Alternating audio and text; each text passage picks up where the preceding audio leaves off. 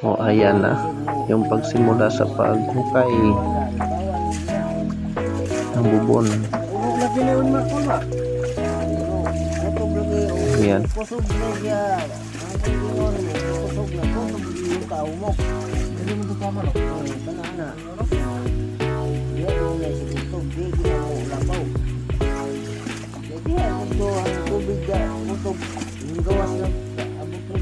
Ang naghukay si Guarin. Ito'y may tubig na. Ayan. Kasi yung itik natin parating na, i-deliver na daw, kaya yung sit up medyo natagalan tayo, palaging delay, extend yung deliver na itik. Ayan mga idol, no,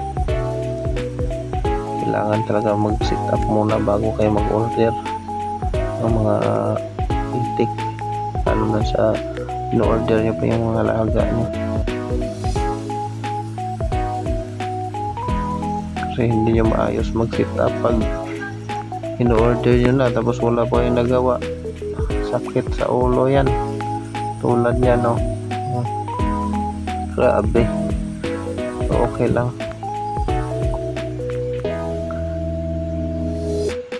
Yan na. Yan, may takip na sa gilid-gilid. Medyo malakas ang ulan dyan ngayon, kaya nagsilungan. Diba, may nakita rin sa pinagpaguran ko.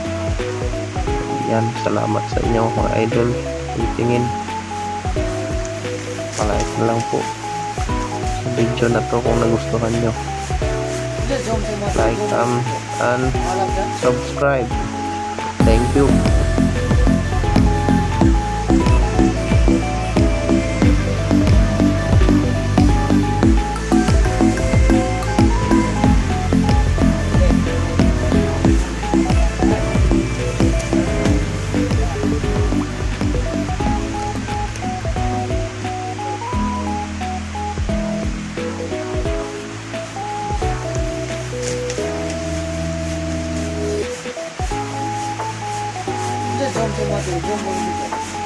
Jom,